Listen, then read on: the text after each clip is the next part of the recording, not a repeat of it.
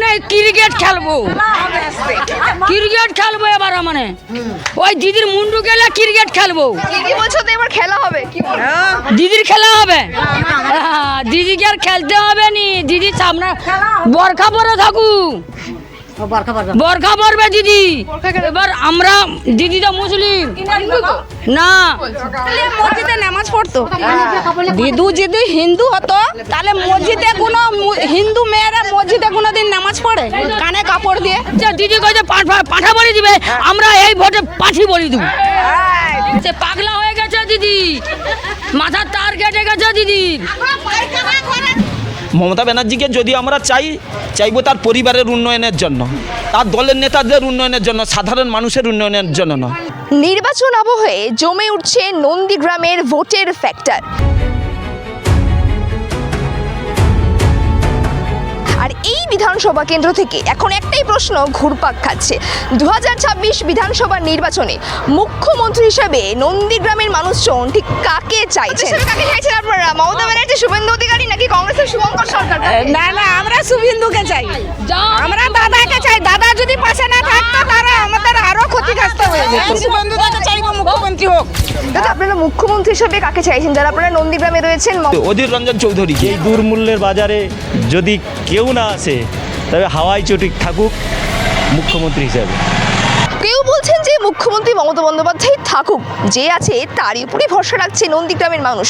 আবার অন্যদিকে একদল চাইছেন যে পরিবর্তন দরকার বিজেপির থেকে, আবার অন্য কেউ বলছেন যে না, কংগ্রেস থেকে কাউকে প্রার্থী করা হোক মুখ্যমন্ত্রী হিসাবে। এবার দেখার বিষয় 2026 বিধানসভা নির্বাচনে আবারও কি চতুর্থবারের জন্য মুখ্যমন্ত্রী মমতা বন্দ্যোপাধ্যায় থাকবে, নাকি পরিবর্তন আসবে বঙ্গের রাজনীতিতে? তবে দেখুন জানতে বিস্তারিত প্রতিবেদনে নন্দীগ্রামের মানুষরা মুখ্যমন্ত্রী হিসাবে কাকে নির্বাচন করতে চাইছেন। মুখ্যমন্ত্রী হিসেবে কাকে চাইছেন আপনারা এখানে? শুভেন্দু অধিকারী, মমতা ব্যানার্জি নাকি শুভঙ্কর সরকার? কাকে আমরা চাইছি তো মোদিকে চাই। মুখ্যমন্ত্রী হিসেবে মোদিকে চাই? হ্যাঁ, তাহলে মোদিকে চাইবো না কোথাকে চাইবো বলো? তাহলে বাঁশটা প্রধানমন্ত্রী। তাহলে কাকে চাইবো? তাহলে একে চাই, দাদাকে চাইবো, শুভেন্দু দাকে চাইবো। শুভেন্দু দা দিরা বট দিরা বট শুভেন্দু দাকে চাইবো মুখ্যমন্ত্রী হোক, এটাই। করবে তিনি এলে? হ্যাঁ হ্যাঁ, কাজ করবে। আমাদের কিছু চাই না, ওর মুয়ের ভালোবাসা চাই, আর কিছু চাই না। এলাম এই মাত্র। এই যে এত বছর ধরে মুখ্যমন্ত্রী ছিলেন মমতা ব্যানার্জি, তিনি কতটা কাজ করেছেন? কি কাজ করেছে? কিছু করে না, কিছু করেনি। কি করছে ও? কি করছে? কিছুই করেনি। কি করছে? ভিডিও অফিসে কতবার শাসানি দিয়েছি ভিডিও অফিসে। এবার কিন্তু পাঠাও কইছে, দিদি কইছে পাঠা বলি দিবে, আমরা এই ভোটে পাঠি বলি দেব। পাঠি বলি দিব কইছি দিব। পাঠা বলি কিন্তু থাকবে, পাঠা ছাড়া থাকবে, কিন্তু পাঠিকে বলি দিয়ে ছাড়বো। তারাচাঁদবাড়ের প্রতিজ্ঞা। কি বলছেন? মুখ্যমন্ত্রী হিসেবে কাকে চাই? মুখ্যমন্ত্রী হিসেবে কাকে চাইছেন আপনারা? মমতা ব্যানার্জি, শুভেন্দু অধিকারী নাকি কংগ্রেসের শুভঙ্কর সরকার?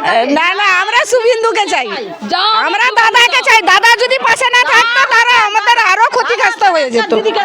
21-এ দাদা জিতে আমাদের ঘর বাড়ি সব কিছু ভাঙচুর করেছে। লক্ষ্মীর ভান্ডার দিচ্ছে। লক্ষ্মীর ভান্ডার ঠিক আছে, ঠিক আছে, দাঁড়া দাঁড়া, লক্ষ্মীর ভান্ডার দিচ্ছে ঠিক আছে, কিন্তু আমাদের যে ছেলেগুলো যে কে মাধ্যমিক পাস, এইচএস পাস, তারা কি কাজ করছে? তারা তো দিন মজুরি করে খাচ্ছে।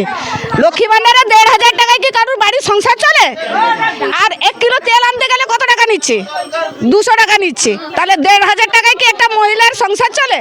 একটা শাড়ি কিনতে গেলে 500 টাকা দরকার, তাহলে ওই 1,500 টাকার পিছনে 500 টাকা কত দিতে, মানে কত খরচা হচ্ছে? হ্যাঁ, একটা গ্যাস সিলিন্ডার তুলতে গেলে 1000 টাকা খরচা হচ্ছে।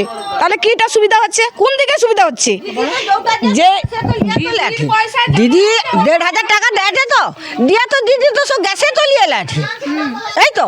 তাহলে আমাদেরকে কি দিচ্ছে তুমি বলো? এই বিজেপি আসছে ছেড়ে তৃণমূল যাবে ছেড়ে, বুঝেছো? এই তৃণমূল যাবে ছেড়ে, বিজেপি আসছে ছেড়ে। না কেন আজকে এই পাড়াটার মধ্যে, এই পাড়াটা তো আমাদের সিভিল কাস্টের পাড়া। যখন 21-এ যখন মারধর করে রাস্তাঘাটে বৌঝি মাথা ধরে পা ধরে সবাইকে পুলিশ অফিসার ধরে কান্নাকাটি করছে, তখন সাংবাদিকরা দাদাটা কোথায় ছিল? কে দাদা পাঠিয়েছিল? গো দিদি, কেউ তো পাশে আসে না, কেউ সান্ত্বনা বোধ দিতে আসে না। আর দাদা একলা কোন দিকে সামলাবে? পা ভেঙে দিয়েছে, পা ভেঙে দিয়েছে, খড়ি চলছে নন্দীগ্রামে এসে। আচ্ছা খড়ি খাই গেল, আগো তোমার এ পায়ে ব্যথা, এ পায়ে, আগো না মনে হয় এ পা ব্যথা। তাহলে কেমন সে দিদির বিটি দিদি বল খেলে, এবার আমানে ক্রিকেট খেলবো, ক্রিকেট খেলবো এবার আমানে, ওই দিদির মুন্ডু গেলে ক্রিকেট খেলবো। দিদি বলছো তো এবার খেলা হবে, দিদির খেলা হবে, হ্যাঁ, দিদিকে আর খেলতে হবে নি, দিদি সামনে বরখা পরে থাকুক, বরখা পরবে দিদি। এবার আমরা, দিদি তো মুসলিম না, ও পিসি ভাই পড়িব। মসজিদে নামাজ পড়তো। দিদু যদি হিন্দু হতো তাহলে মসজিদে কোনো হিন্দু মেয়েরা মসজিদে কোনোদিন নামাজ পড়ে কানে কাপড় দিয়ে? কোনো মেয়ে পারবে না। সে মুসলিম ছেলেকে বিয়ে করলে তখনই সে মসজিদে নামাজ পড়ে, তার আগে তো পারে না। তাহলে দিদি কি করে নামাজ পড়ছে? আল্লাহকে ডাকছে।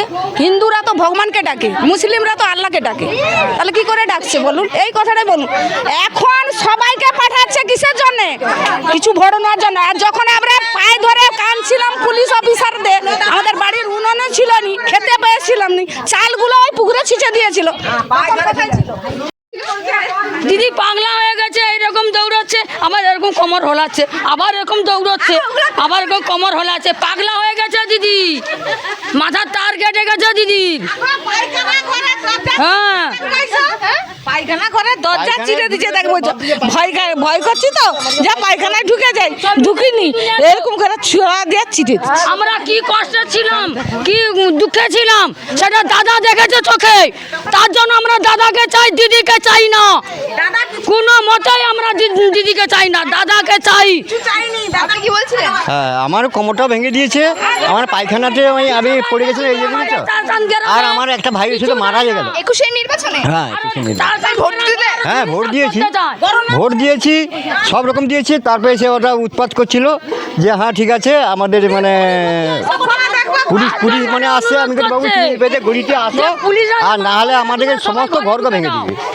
এই নিয়ে আমাদের কাকে চাইছেন? 30টা ঘর। কাকে চাইছেন? হ্যাঁ, এবার আমাদের মুদি আসবে, আর কি আসবে, কি করবো? এদেরকে দিয়ে যদি ভরসা করে যদি এরকম কাণ্ড করে আমাদের এটা শিবির কাজ পাড়া। হ্যাঁ, যার জন্য এখন পবিত্র করকে এখন নূতন করকে দাঁড় করিয়েছে এরা নিজে মানে এই হয়ে যাচ্ছে। আমরা আজকে আমাদের 70 বছর বয়স হয়ে গেছে, আমরা জানি না এখানে আমাদের রড এই সমস্ত রড মেরে এই যে কোমরটা দেখুন, এই কোমর বলতে নেই, তাহলে আমি যে আজকে বাঁচিয়ে দেবো কিসের জন্য বাঁচবো? তা কালকে আমার একটা ভাই তো চলে গেল, আমার দুজন ছিলাম, আমি দাদা পারে ও করে হ্যাঁ ঠিক আছে, ওকে বাঁচিতে যে মানে সেও মরে গেল। জল একটু দেয়নি, শুধু আমাদের সমস্ত সাব মাসের সব ভেঙে দিয়ে। বিধানসভা নির্বাচন, সেই জায়গায় দেখতে পাচ্ছি আমরা দীর্ঘ 15 বছর ধরে মুখ্যমন্ত্রী পদে রয়েছেন মমতা ব্যানার্জি। এবারে আপনারা কাকে চাইছেন? বিকল্প কাকে চাইছেন, কংগ্রেসের থেকে বা বিজেপির থেকে? দেখুন, 15 বছর দীর্ঘ স্বাধীনতার পরে 30 বছর এ রাজ্যে কংগ্রেস ক্ষমতায় ছিল। মানুষ 34 বছর বামফ্রন্টকে দেখেছে। 15 বছরে বাংলার মুখ্যমন্ত্রী মমতা ব্যানার্জি একটা কারখানার ফিতা কেটেছে বলে আমার জানা নেই। আমাদের ট্যাক্সের টাকায় মমতা ব্যানার্জি দীঘায় জগন্নাথের মন্দির করেছে। আমাদের ট্যাক্সের টাকায়, মানুষের ট্যাক্সের টাকায় কি মন্দির হয়? স্কুল হয়, কলেজ হয়, ইউনিভার্সিটি হয়, মেডিকেল কলেজ হয়, বিশ্ববিদ্যালয় হয়। তাই আমরা যে মানুষটি পরিযায়ী শ্রমিক ভিন্ন রাজ্যে আক্রান্ত হলে তাদের পাশে গিয়ে দাঁড়ায়, আমরা এ বাংলায় অধীর চৌধুরীকে বাংলার মুখ্যমন্ত্রী হিসাবে দেখতে চাই। দাদা, আপনারা মুখ্যমন্ত্রী হিসেবে কাকে চাইছেন? যারা আপনারা নন্দীগ্রামে রয়েছেন, মমতা ব্যানার্জি, শুভেন্দু অধিকারী নাকি অধীর রঞ্জন চৌধুরীকে?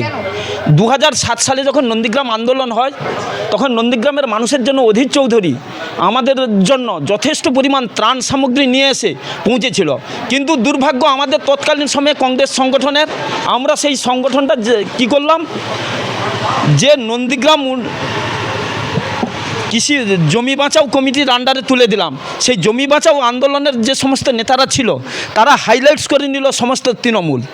সেই থেকেই আমরা হয়তো পিছিয়ে পড়া।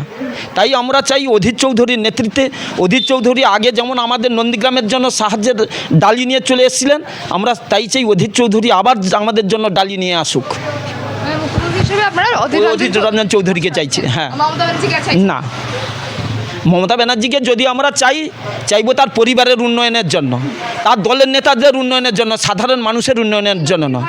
বেকার ভাতা ধরনের প্রকল্প করছে, নানা ধরনের বেকার ভাতা যেগুলো দিচ্ছে সমস্ত কিছু, একটা মানুষ চায়ের দোকানে বসলে তার 1000 টাকার বেশি খরচ হয়, আর উনি যদি 1000 টাকা একজন বেকারকে দেয় তার চলবেটা কিভাবে?